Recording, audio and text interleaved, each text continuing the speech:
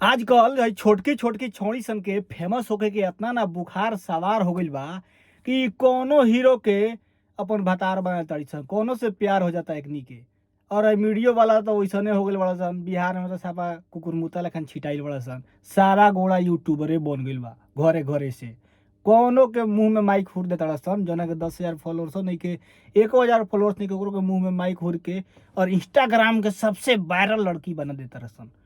अब देखो एगो हई बिया, एकरा नुका तो खेसारी लाल से प्यार हो गइल बा। कहती है खेसारी लाल यादव जब तक हमसे मिलने नहीं आएंगे हम खाना तक नहीं खाएंगे। वीडियो देखो लोग। बहुत कोई मारता है, अगर बन जाएंगे ना तो गांव के लोग मेरे पास खुद मुझसे बात करेगा और बोलेगा किसी को हम कुछ घंटा नहीं पूछते हैं। हाँ, जी यानी मम्मी पापा का पूरा सपोर्ट है। जी मेरे मम्मी पापा का सपोर्ट है, तो हम किसी को कुछ घंटा नहीं पूछते हैं। उनका फोटो लेकर सोते हैं, जगते हैं, फोटो लेकर भी सोते जी सोते हैं और जगते हैं। उनको खाना खाने से पहले उनको खाना खिलाते हैं। गुड मॉर्निंग अपने मम्मी पापा को बोलने से पहले उनको गुड मॉर्निंग बोलते हैं। माने हद पार नहीं हो रहा है आपका उम्र क्या 13 हद साल पार हो रहा है? हद क्या पार हो रहा है? उनसे प्यार करते हैं, उनके पास जाना है, उनके जैसा बनना है, तो इसमें हद क्या पार हो रहा है?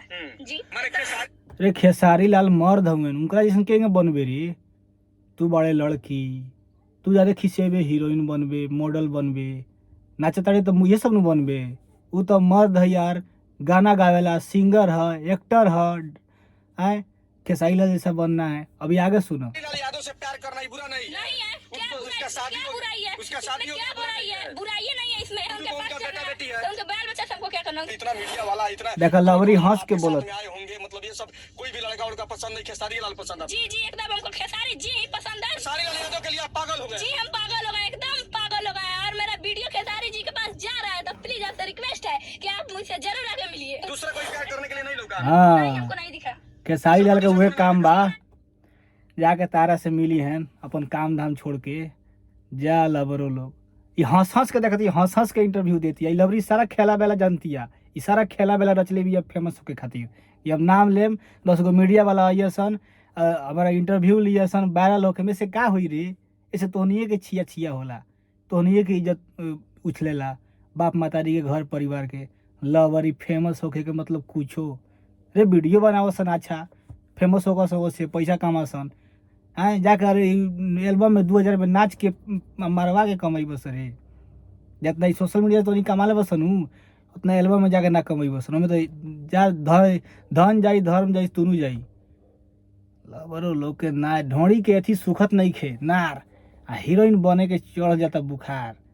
तो नहीं ऐसा ठीक करता रहा, पेल पल के छोड़ देता रहा। लबरो लोग ढेर गरमाइल वाले तोहनी के ठीक करता रहा। तोहनी के बोला के एगो एल्बम में नचा के ले ला के छोड़ दे सन, ठीक करता रहा सब। अभियो लबरो लोग समय बाद सुधर जा लोग, ढेर अगिया लोग मत।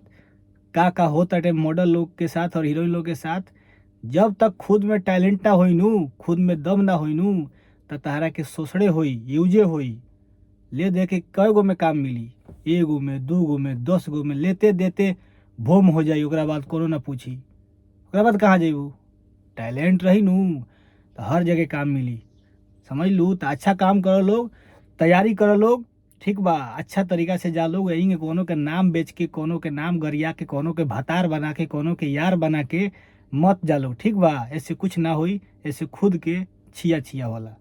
अगर हमार बात रहा लोग के अच्छा लगल होगा तो वीडियो के ज़्यादा से ज़्यादा लाइक करी, शेयर करी। बाकी जय हिंद।